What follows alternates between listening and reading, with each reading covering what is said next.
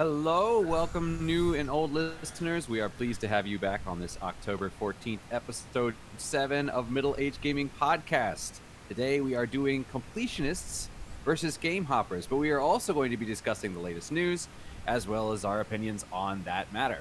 Krian. For all listeners, we will not be talking about games today as we want to keep all gaming related to our new show, the game show. Please catch that after this episode live, or you will to hear the podcast version on Saturday. Today's show should be available Wednesday evening Taiwanese time, so Wednesday morning American time. I'm looking forward to our topic, but first on to news. I feel like the end of the year is chock full of interesting related gaming news, so we have a lot to talk about today. So what's piqued your interest in the last week, Adam?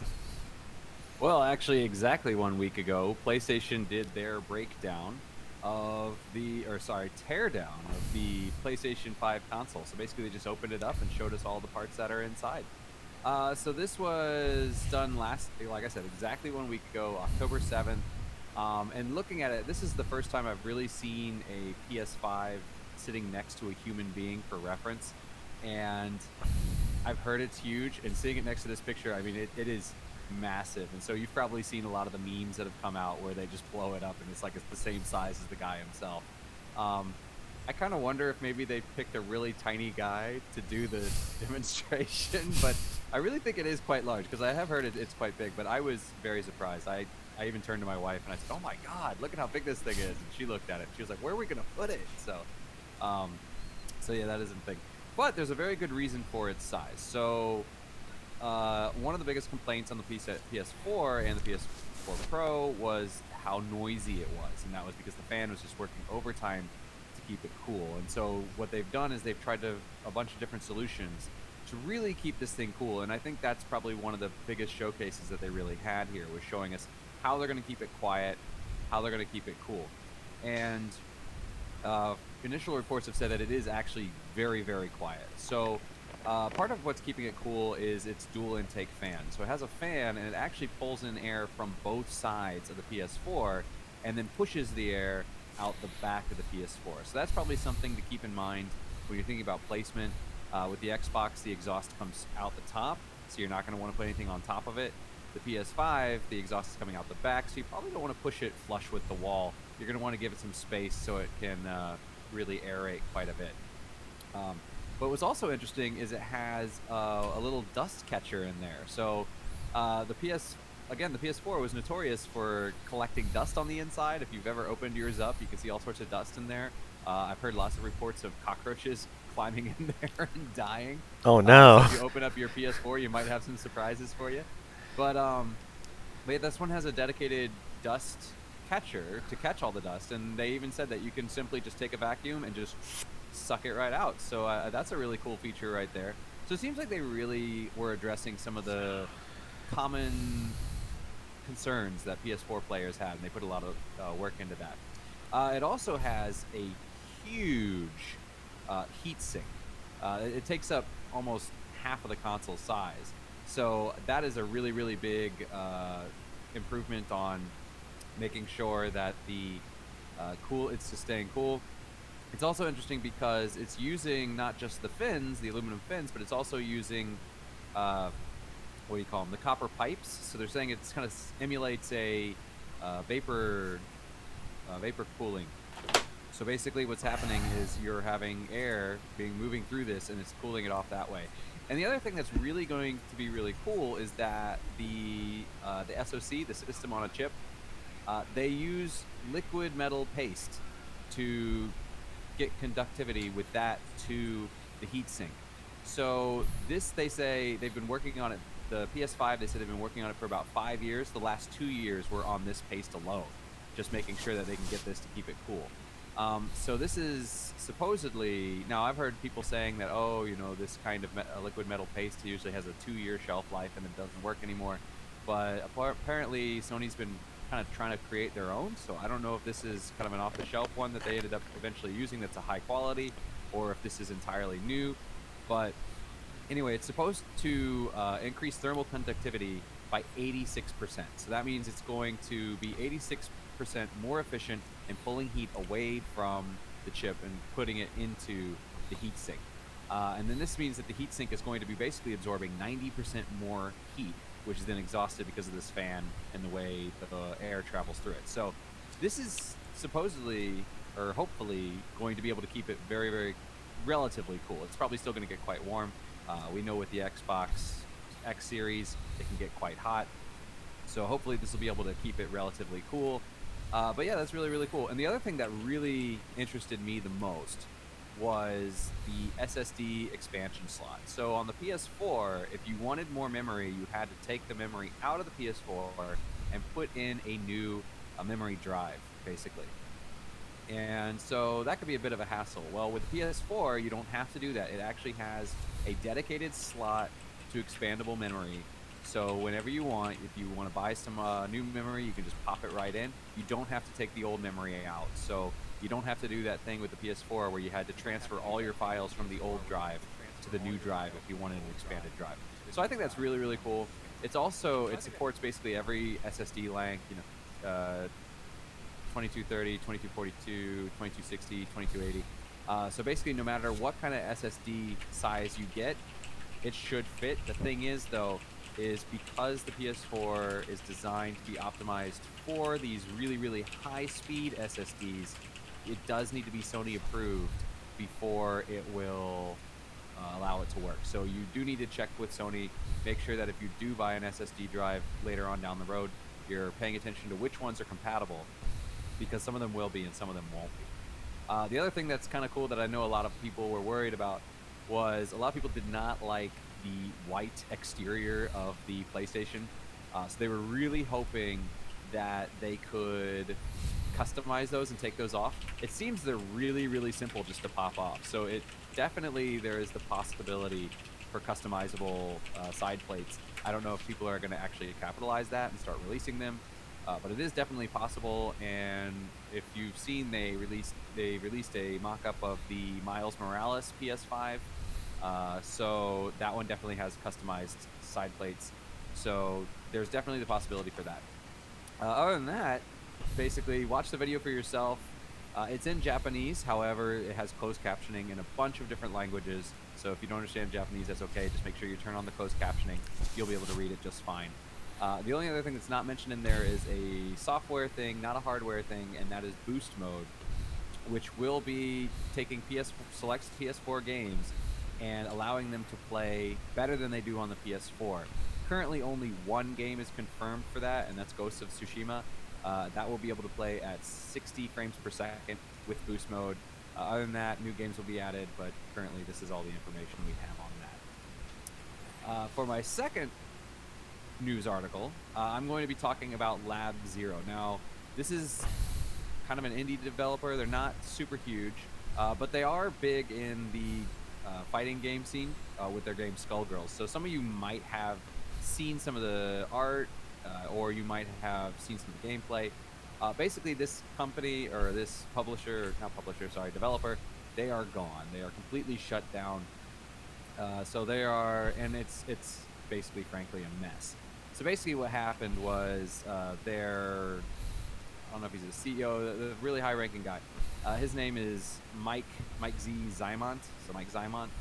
He was under investigation for sexual misconduct, and basically he owned the company.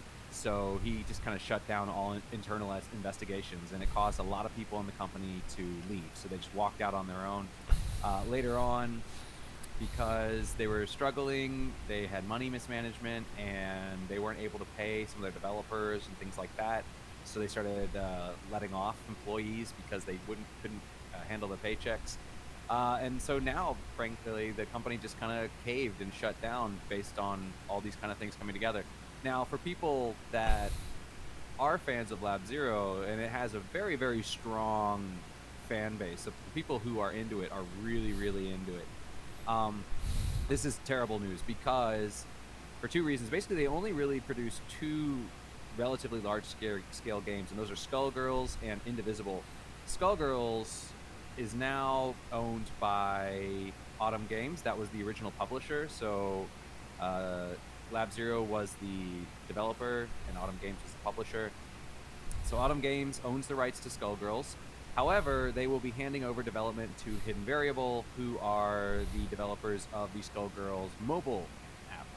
So basically, Lab Zero created the entire game, and then Autumn Games, or sorry, Hidden Variable was able to make the mobile version of it, and they will be taking over all versions of it uh, moving forward. The other game that they're known for, Indivisible, which came out quite recently, and it had a lot of content planned for it to come out with guest characters from various franchises and whatnot. After the sexual misconduct claims, at least one of those other developers backed out and said, we don't want our character associated with this game. However, because of the way this whole thing's kind of fallen apart, Indivisible is owned by 505 Games, the publisher, but they basically have said, we're just ending it. They're not going to be developing any new content if you're waiting for some kind of DLC or something like that. None of that's happening now. It's just basically dead. And they've said that they don't currently have any intentions of reviving the IP. So that's kind of sad there. However, the good news is that those former developers for Lab Zero, who either left or were let off, have now created their own company. It's called Future Games, or sorry, it's called Future Club. And so they will be developing new things. Unfortunately, they will not have access to their old IPs. They are going to have to create entirely new IPs. So that's going to be kind of rough for them. But let's wish them a lot of luck, because I know a lot of people are really big fans of their games. So, yeah. Okay. Do you mind if I go back to the PS5 news? Yeah, I totally might. No, go ahead. All right. So I'm putting that back up. All right. So the PS5 teardown was really interesting to me. I was listening to another podcast on Sunday, as I usually do, and they were saying that they find it very. The hosts of that show were saying they find it difficult that average people will be able to open up their PS5 and add an SSD inside. What do you think about that? No, I don't think it should be that hard. I mean, if you watch the video, basically you remove the panel, and then there's I'd have to go back and watch it to look at exactly. But it's directly under the panel. You don't actually have to disassemble the PS5 all that much. You just take off the side, and then there's a little slot that you kind of open up, and then you can pop it in there. So it should be relatively simple. Now with the PS4, it was quite hard because they used a special kind of screw, and because they used a special kind of screw, you had to have a special kind of screwdriver to open up your PS4 and have access to it. However, this one is specifically designed to add the extra memory, so I don't think it's that hard. Now, I did end up opening up my PS4, so maybe I'm biased in the sense that I think, oh, compared to what I had to do before, this is quite easy. But it really wasn't that hard, at least from my opinion. Okay. Second question about the heatsink. Do you know like what kind of base the heatsink has? Is it copper or? We're not sure, but from what most people have been saying, it seems that the consensus is that it's a copper base and it's got aluminum fins. Okay. And also the pipes that they're doing for the vapor cooling, those are also made of copper, it looks like. Okay. Do you think this will sort of follow the curve, like you mentioned about the liquid metal cooling, in the sense of, like most thermal solutions on computers, you apply it, after a year there's a degradation in heat absorption and quality, and releasing heat because the thermal paste or liquid metal or whatever your solution is no longer as functional, or no longer as, I mean, it's just like any organic compound. It loses adhesion. Oh god, I can't say that. Adhesion over time. So, I mean, what do you expect? I mean, do you think Sony has planned for us to say, okay, we're making this a 3-year life cycle or a 5-year life cycle for the PS5's liquid metal? Or do you think they're going to be like, okay, every 2 years, you're going to have to take this to some store and apply new liquid metal onto your PS5? I'm really not sure now. Like in the video where he breaks it down, the guy even specifically says we spent 2 years developing this solution or developing this paste. So obviously they've put some work into trying to create something that's going to work very well. So I'm assuming the idea is it's supposed to last a while. I don't know if that's actually going to be the case. I don't know if they found some new solution that nobody else has really found a solution to.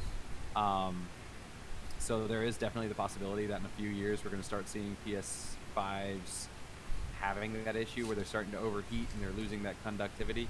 Uh, so I think it's one of those things where it's really hard to tell. We're just going to have to wait and see. Okay. Uh, okay, that sounds good. I'm gonna move on to my news. All right. Oh, Fun. thank you. Well, ladies and gentlemen, boys and girls, today I'm going to talk about the iPhone 12. The news just dropped this morning. It is Wednesday morning, 9:31 a.m. Taiwan time, so it's still Tuesday evening American time on the East Coast. So Apple just announced, and I mean this was expected, their iPhone 12. Maybe the mini wasn't expected. It will have their A14 Bionic chip, which is the same CPU that the new iPad Air has, and probably the next year's new iPad Pro will have the same chip as well. The coolest thing about this is that it has what I guess let me show you guys. I don't think you can see it actually. So I have an S20, which has what Samsung terms the Super AMOLED times 2 screen. So it's really bright, really vibrant, really colorful. Apple's technology, on the other hand, is the same sort of technology. It has a Super Retina XDR display, which means you'll get the same thing. Really colorful display, really good colors, really bright. Even on low brightness, your screen seems really bright. So this helps you to save power. A second thing is that all these iPhones are going to be 5G. Now, the cool thing here, which I think Apple has done really well, is the price. So I paid for my 5G, next gen or current next gen phone. I paid $1,000 for my phone, and Apple's next gen 5G phone is $800, which is really, really affordable. I mean, maybe not that affordable. I mean, it is $800 after all, but if you're a gamer or you're a mobile gamer, why I'm bringing this up today is because mobile gaming is huge here. If you've ever been to Korea or Taiwan, you go around to 7-Elevens and places, you see people playing games on their cell phones all the time. NMI are teachers, as we said before, and in other schools, I've seen students pull out a break time and play 5 minutes of some mobile game. So mobile gaming, these new phones, these new devices are where things are going to be, especially because these phones are 5G. Now, I had the really good opportunity here in Taiwan when 5G launched probably 2 months or 3 months ago. I managed to test 5G on the 3 major networks, and it was impressive. And not impressive because of the download speed, impressive because of the latency. I had a 5 millisecond latency using 5G in this room where I'm shooting our show from. And what that means is that if you're a mobile gamer, if you're playing games like Arena of Valor, or you're playing Dota on your phone, you'll have really good reaction times, or PUBG Mobile, which is also really popular here. Latency is really important when you're playing these sort of latency demanding games where you're competitive, where you want to win. And especially, it is the iPhone. While they don't have the largest share like they had 5-6 years ago, but this is certainly going to make lots of people excited. While 5G is also not very affordable in Taiwan, the plans for unlimited data are about 1,300, which is still cheaper than the Western countries. But in Taiwan, we had 499 Taiwan dollars, which is $15 plans for unlimited data for such a long time. I think most people who buy an iPhone 12 are probably not going to be able to make the best use of 5G unless they opt for like a limited data plan. So it's going to be interesting. This phone, according to Apple's own website, this is where this picture is from, is going to be available in the US at the end of this month. How it sells and how available it is another story. I mean, you're looking at the GTX 380, the PS5, the Xbox Series X. All these things have sold out rapidly. I think this is going to be another thing that's going to get sold out and it's going to be hard to get. But this is really, for me, an exciting piece of gaming news. All phones, I think, moving into next year will all be 5G, and they should all have this kind of sort of vibrant screen technology, really good CPU power, to be able to play the latest games.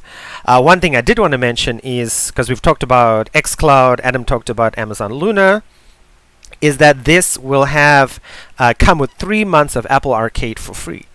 If you don't know what Apple Arcade is sort of like xCloud, but in the sense of you pay $10 per month, and you get to play as many of Apple's premium games as you want. And there are games from developers, big developers. Skullgirls is on there. Adam just mentioned that before. A bunch of other games are on there from big-time developers. Oceanhorn, which is also on the Switch. Now, there's not going to be like Wolfenstein or Doom Eternal on there at the moment, but I would imagine moving into the future, Apple Arcade is definitely going to try to be the all-encompassing solution to play games. So that is it. Adam, any thoughts about the iPhone 12? Not really. You pretty much summed it all up there. I'm just wondering about this. What was it? The Apple Arcade? answered. Yeah, Apple Arcade. I hadn't heard about that. Yeah, no, it launched almost the same time as the Apple Art TV last year. I mean, I see it on my iPad all the time. And I know in America they have this, I'm not sure in Taiwan, where you can pay for Apple Music, Apple Arcade, you play for like an Apple plan, and you get like this family sharing where you pay like a fixed price. Again, on another podcast, they were saying this guy, he pays $45 a month and he gets Apple Music, Apple Arcade, Apple TV for his entire family for 4 people. I mean, that's value. Apple TV doesn't have a lot of shows, but combined with Apple Music and Apple Arcade, that's awesome. So I think Apple's got something there. They just need to flesh it out, have more choices, and then. And you mentioned something about them having freemium games. When you say freemium, what do you mean? What I mean is that they have sort of what I would say is Switch-like games that you'd probably play on Nintendo Switch that you can play on your iPad, paying this monthly fee. It's not streaming, so it downloads onto your iPad, and you play it, and when you finished, you just uninstall it and play the next game. And they have got hundreds of games. I know a guy, and he loves Apple Arcade. That's his main gaming thing at the moment. He hooks his phone up to his Apple TV, and he plays Apple Arcade games on his big TV. Oh, nice. All right. Yep. Well, that sounds good. What else you got for us today? Sure, I've got lots of cool things. Oh, that looks like Switch Pro. This is actually from Capcom. They released this image probably 2 weeks ago, and people automatically say like, "Oh, this is the Switch Pro. Nintendo's already given to it." And Capcom said, "No, this is our rendition of what we think the Switch Pro will look like." So this probably came out. The image came out 2 weeks ago. The actual news came out last week. People were speculating what a Switch Pro looks like. So if you don't know, I am a Nintendo Switch owner. I've loved it. I mean, this is my Nintendo Switch is the second console I've ever had in my life. But the Nintendo Switch is very, very limited in the sense that when you're playing in handheld, it only plays at 720p. When you got it docked, it does 1080p at 60 frames per second. But even then, some games like the Nintendo Switch has Wolfenstein, New Colossus. It has the original Doom. Well, not the original Doom. The Doom that came out before Doom Eternal. I forgot what. I think that's just called Doom. But those games, even in docked mode, have had frame issues. Now, this Switch Pro, supposedly, right, is supposed to support 4K. I think that's impossible. I think what it's gonna do is it's gonna be able to do 1080p handheld.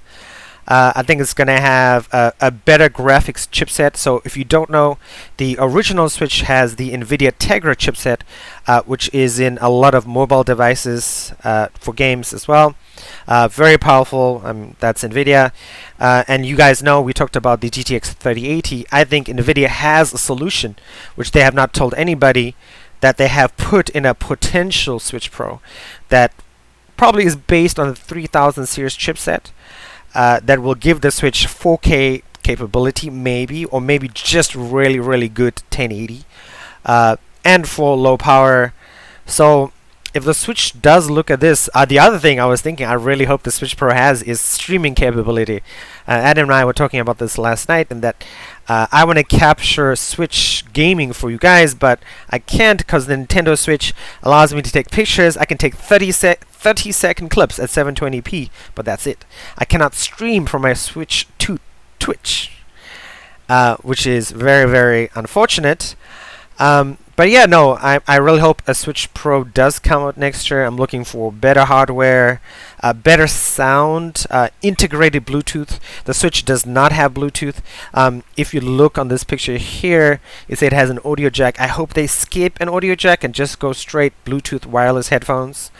I hope it's still as sleek as ever and just continues the Switch's success of really cheap, large availability of games, easy to take around with you, decent battery life. That would absolutely make my 2021. Interesting. I'm looking at the mock-up here. It's so strange. They put the two analog sticks at the top. Yeah. They don't have the offset of the Xbox, and they don't have the bottom setup of the PS. PlayStation. They're just going their own thing. Let's just put them both the analog sticks at the top there. It'd be interesting to try. I find the regular Switch has the one at the top and the one at the bottom, and I feel that's I mean, I have big hands, so it's okay, but I still feel that's I feel like if you're holding it like this, it would be easy when both sticks are atop, more comfortable, maybe. Maybe that's why they mocked it up that way. Maybe. So if we're getting better performance out of it, you know, higher rates and whatnot. Now, do you think that's going to impact the battery or the weight in any way? I expect it to be heavier. I mean, with increased whatever the version of NVIDIA's Tegra is going to be called, the second generation chipset is going to be more heat, just like the PS5. You need better cooling, so it's going to be heavier. That will definitely impact the weight. I'm expecting that. Maybe they find a solution around it. Yeah, definitely heavier. Definitely. Battery life, I mean, battery technology has improved a lot. Thinking of the iPhone 12, thinking of the S20. If you don't know, going back to my old topic, 5G uses more power. I've tested this out on my S20, which you cannot see. Oh, here again. See it. So, when I was testing out 5G in Taiwan, in 5G mode, my battery would last, just the day. So, like, using it the whole day, it would last 5-6 hours in 5G, continuous 5G all the time. So, that is with this, because they do have new tech, battery tech in the S20, in the iPhone 12. Probably, I would imagine it'll have new battery tech for a Switch Pro. Okay. The only other question I have is you were saying that you think it will probably have video, it'll play in 1080 when undocked, right? Do you know what the resolution of the screen itself is? The Switch Pro, they didn't mention it, but I know the regular Switch is 1280 by 720. Okay, so going over 720 wouldn't make sense anyway. Oh no, that's what I'm hoping. I'm hoping the new screen has a resolution of 920 by 1080. Oh, okay. Yeah, because I mean, if they can put with again the iPhone 12 with this phone as well, gives you a 4K resolution. That's 3840 by 2160. They can put 1080p on a small screen, on a 7-inch screen, which is what the Switch is. Now, do you know what kind of screen? Is it LCD, OLED? Oh, I'm hoping for OLED. The Switch itself is LCD. Okay. Yes. So. OLED would be fine. I mean, I would pray for like a super AMOLED screen like this has. That would be awesome, but that would be crazy expensive, so that's impossible. So you're not expecting that? No, because I think Nintendo knows the Switch is at a really good price point. If you looking to buy a Switch now, it's $300 US, which is cheap. I mean, pretty good.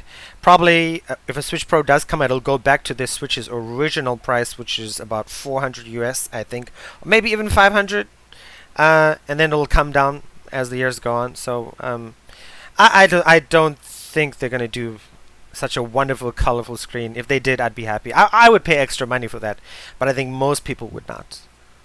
Do you think there's a future in that, having kind of like not quite the same thing as a PS Pro versus PS4, or, Xbox One X versus Xbox One? But do you think there would be something in that to have two versions of the Switch, one with a better screen and one with a cheaper screen? I mean, I would say there's definitely a future. Switch is popular. Um, whether Nintendo will do that or not is another story. I think they're more likely to release a Switch Pro, release a Switch Pro Lite probably Switch Pro next year, 2021, and Switch Pro Lite 2022. So this is not a next gen system. This is one of those halfway upgrade kind of things, huh? No, no, no.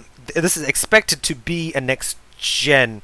Even though like the PS4 Pro offered some upgrades, this is expected to be totally different from the Switch. So in that sense, though, are we looking at potential exclusives for this that will not be playable on the original Switch, or? No, no. I think Nintendo won't. They know that they make big money from people, exchanging cartridges. What I think the big draw will this will be for people like me who want better graphics, who want a nicer looking screen, who want maybe a more comfortable controller. Uh, that will be the big draw for people who want better looking games. So this isn't a backwards compatibility thing. This is also a forwards compatibility, where original Switch will be compatible with all new games coming out on this. Exactly, exactly. I think I mean, the Switch is famous for sort of pixel art, low res games. I think Nintendo's going to continue because they know there's a big market for people like me. I used to be a graphics snob way back in the day, but now I'm like, oh man, I talked about Stardew Valley in our game show episode, and that is a pixel art, doesn't look that great, but man, it is one of the most fun games I've ever played. All right. Well, that covers my questions. Cool, cool, cool. All right, Adam, do you want to take us into our topic? All right. So our topic today is completionists versus game hoppers. All right. So, what do we mean when we say completionists? Because that can mean different things to different people. So to me, I basically see there's three kinds of completionists. Could be three basically kind of things. It could either be people who finish the game completely. They're just, I'm going to play it to the end before moving on to another game. It could be a person who's a little bit more like me, who likes to go through and collect everything, get all the unlockables. If you're collecting all the weapons or doing all the quests. Or it could even be somebody who's like a trophy hunter and they just have to do every single thing possible in the game. So when I think of completionists, those are what I think of. And when I think of game hopper, I think of it, there's kind of two levels of game hopper. You have the game hoppers that are juggling multiple games at the same time and they kind of jump between them. And then there's also obviously the people who start a game but never finish it. They just move on to something else eventually. So for me, I'm definitely a completionist, and I would be that second definition of completionist that I gave, where I typically go through and try to grab everything I can in the game. I'm not too much of a trophy hunter, although if it is a game that I really, really enjoy, I will try to get all the trophies or all the achievements in the game. Not so much because I actually care about having them or about gamer score or anything like that, but more of it's kind of for me like a advertisement or recognition of a publisher or developer saying, hey, I really like this game, so I got the highest possible achievement by getting everything I can in the game, just as a kind of to show like how much I love this product. So for me, it's more like that. I realize nobody's ever going to see it, but at least on PlayStation, they do show you with the trophies. It'll tell you what percentage of players have that trophy. So you can see like, oh, 96% of players have this trophy, or 10% or 2%. So for me, I like to add up to those percents, where it's kind of like, oh, hey, look, this platinum trophy, meaning you've done everything, its number has increased by one person. So I think that encourages other people to go out and try it. So why do I take the time to do it? I basically am not a good multitasker. I'm not the kind of person that can juggle things. And for me, I think it's a slippery slope where I feel like if I started game hopping, I don't think I would ever finish anything. So I've definitely noticed a certain time, especially around this time where we're between generations, where I'll have a system and I'll have some games that I never quite got into. And then the new system comes out and I move into the new ecosystem and I don't really, I have a bad habit of not going back and finishing some of those older games.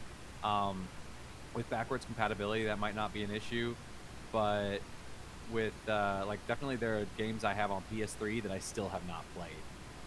With PS2, it wasn't so much an issue because everything was a physical disc, so I didn't have as many games as I do now. But there are definitely games on the PS3 that I'm always like, oh, I should go back and play those, and I just never did. For example, Mass Effect. I did not play the original Mass Effect games until a few months before Mass Effect Andromeda came out.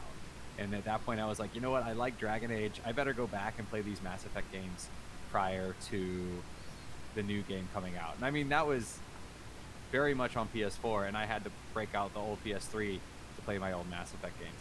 So for me, it's definitely if I don't do it now, I'll never do it kind of thing. Also, I'm kind of I wouldn't say OCD, but I'm one of those people that when I start something, I feel like I have to finish it. I don't like leaving things undone. Um, so there are some games though that I haven't quite completed. For example, in terms of DLC, games like Fallout 4, World of Final Fantasy, which I will be covering in the game show today. These games, I finished the main game, and then DLC came out after I had already finished the game and moved on. And I'd always had that intention to go back and finish that extra stuff. And I just never quite got around to it. Just other things come up. The backlog just keeps building up. And it's one of those things, too, where I have lots of games that I want to play. And for instance, right after I finished Desperados, I was debating what should I play next. And I was debating between Windbound and Ghost of Tsushima. I still have games like Catherine. I still have Dot Hack GU, which I received as a Christmas present last year. I still have Death Stranding, which was also another Christmas present from last year. So, I mean, I still have year-old Christmas presents that I haven't gotten into. But occasionally, I'll jump into something new like Ghost of Tsushima and say, like, well, I want to be on top of it. And I think that's part of the reason why, for me, when a new generation comes out and I hop onto the new thing, it's really hard to go back. So definitely with the DLC, that's usually where most of the games that I haven't completed are. There are a few base games that I never finished, though. Most of them are pretty old. For instance, Phantasy Star 2 on the Sega Genesis, which came out in, I don't remember, I think it was like 1987 or early 90s or something like that. So, I mean, I played the beginning of it and I just never finished it. And at this point, I don't think I'm ever going to. Ultima 8, I never finished. I got like somewhere towards the end and then I just kind of moved on. That was on PC. And again, I played it kind of casually on the side because I played it way later than it was originally released. I played it with a friend and they beat it when I wasn't there. And I thought, okay, I'll finish it on my own sometime and never got around to it.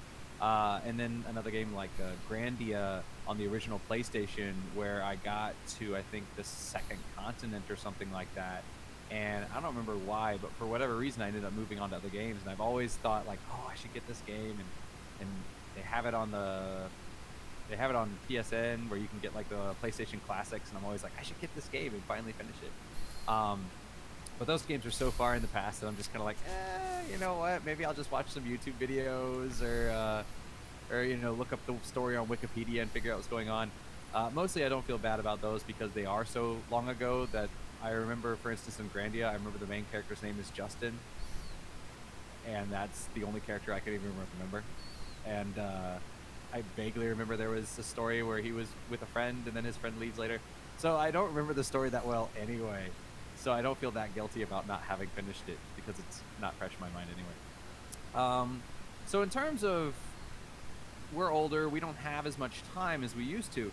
Is it worth it for me to just finish a game as opposed to being like, hey, let's try this smorgasbord? I guess you could think of it as a meal. Do you finish your hamburger or do you go back to the salad bar and just pick and choose a bunch of different things and just kind of sample? For me, it's definitely worth finishing these games because it has eaten into like I don't watch Netflix as much as a lot of other people do. I'm very behind on a lot of my Netflix shows. I still haven't started Great Stranger Things. I know I'm way behind at this point. But that's because I do spend my time in the games. When I was younger, I used to read. I haven't read a book in years. So in a way, games are my TV shows. Games are my books. This is part of the reason why I like RPGs so much, because these are the stories that I like to absorb, and this is how I like to absorb those stories. And for me, it's kind of like most people when they watch shows now, especially, they binge watch. You don't usually watch seasons 1 through 3 and then just don't finish the next 2 seasons. Most people don't do that, although I did do that with House of Cards. But in most cases, we don't usually do that. So for me, that's why I want to get the full experience. As far as most people, I think these days a lot of people are game hoppers. I think a lot of it too is just you start like for instance, I have friends who are dads, so they're working, they have family things, and for them, I think a lot of them are game hoppers just because not like they're trying to sample everything, but just because there is kind of an investment where you have to be paying attention, you have to make sure you're staying on top of things if you want to play a game. And when you're a dad, you might get some time today on Monday and you might not be able to play again for another 2 weeks. And if you're playing a game like an RPG, you get back in and you're like, where am I? What am I doing? I don't really remember what's going on. And I think when you're busy, it's really, really hard to have that consistency.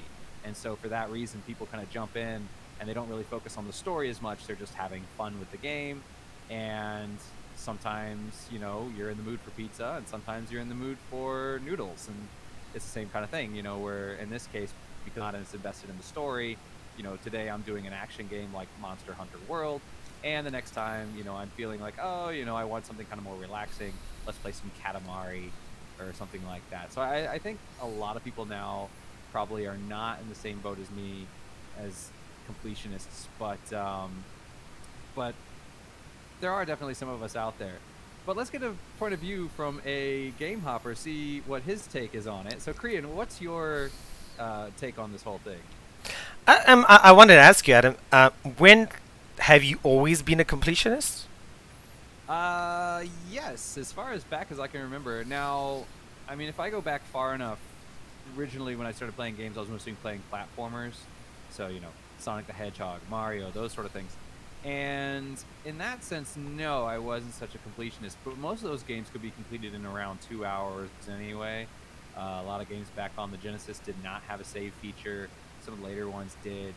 I probably didn't really become a completionist until around the PlayStation era. I had played RPGs before that. For instance, I had played Final Fantasy III, which is actually Final Fantasy VI, but in America it was called Final Fantasy III at the time, on Super Nintendo and Secret of Mana. However, I always played those at friends' houses. They had the Super Nintendo, I had the Genesis, and Genesis did not have a lot of RPGs.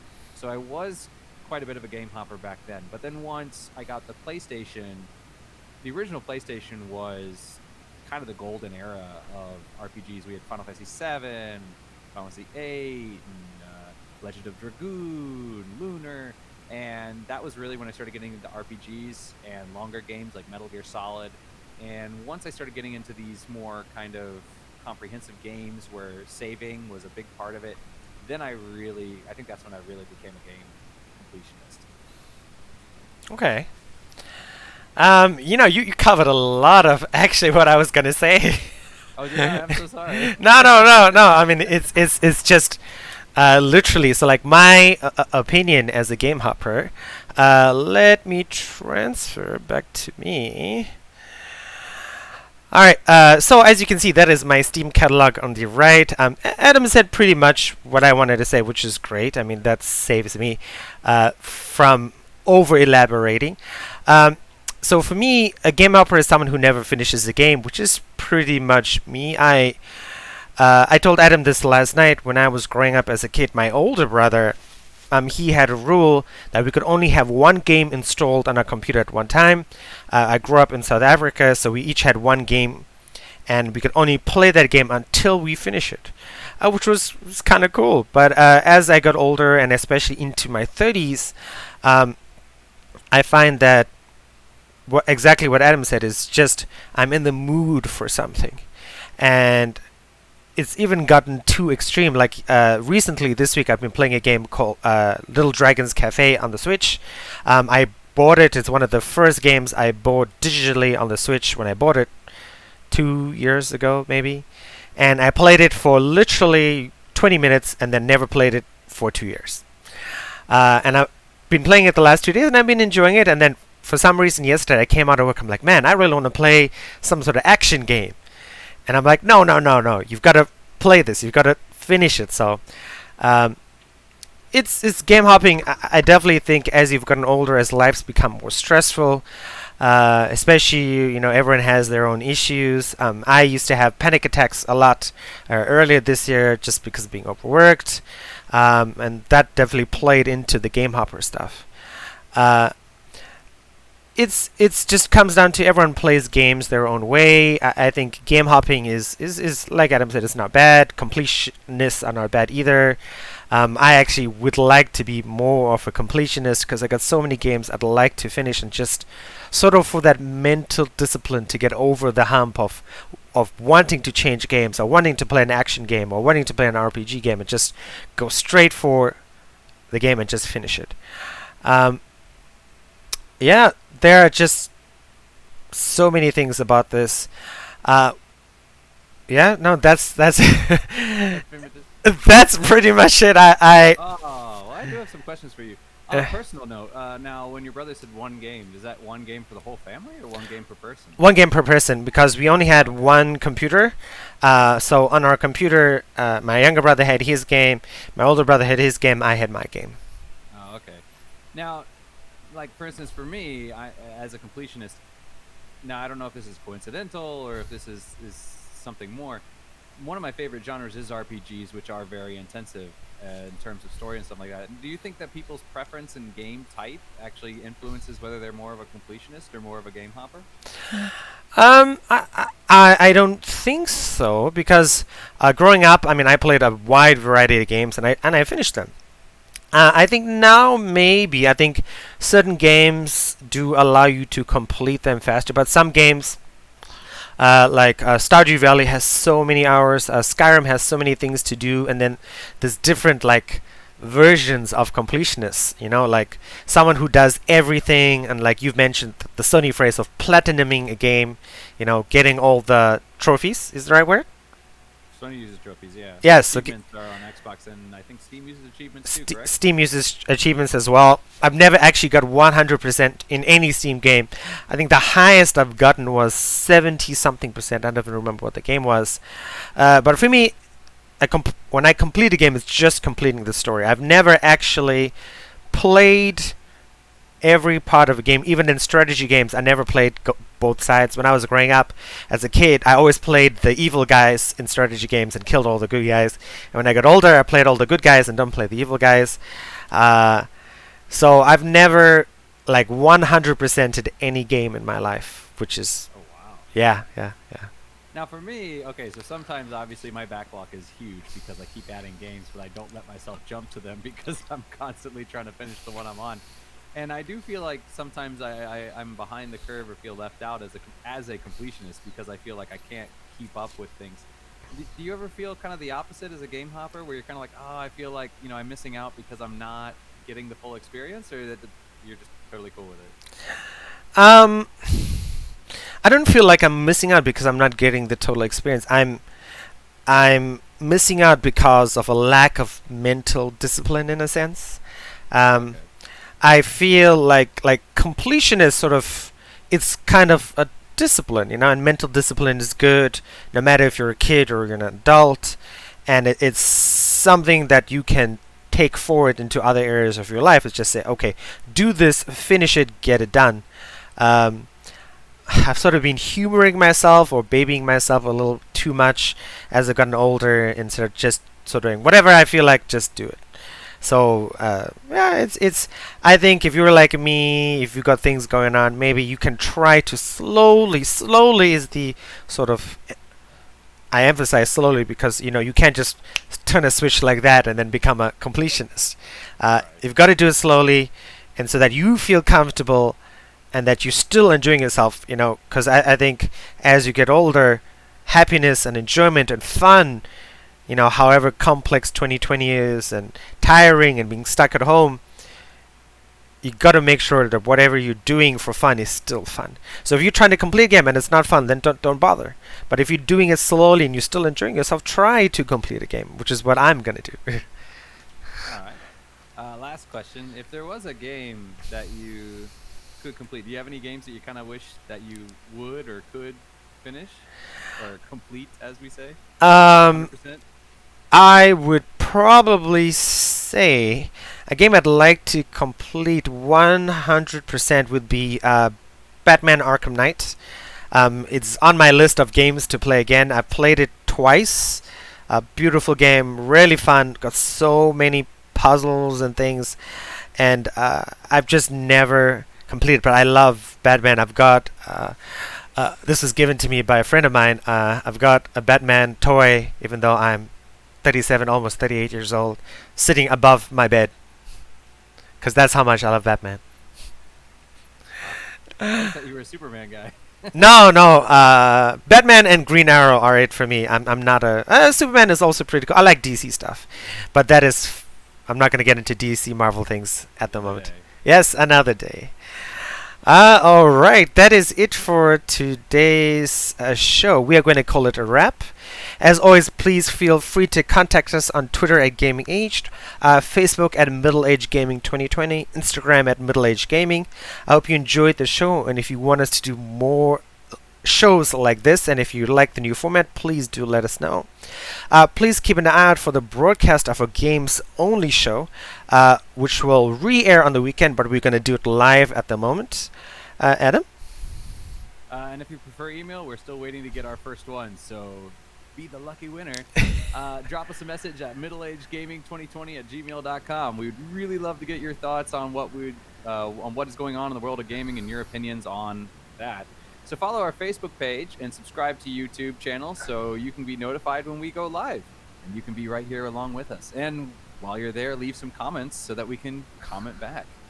So Korean and I are now streaming exclusively to Middle Age Gaming on Twitch, so please hit that follow button and know when we go live. So thank you, and we will see you again next Tuesday. Oh, you can just wait 10 minutes and we'll be back. Yes, that's it. That too. All right, so please wait around.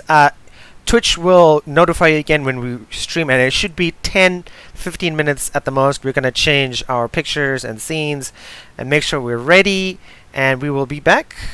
All right. See you guys in later. Okay. Bye.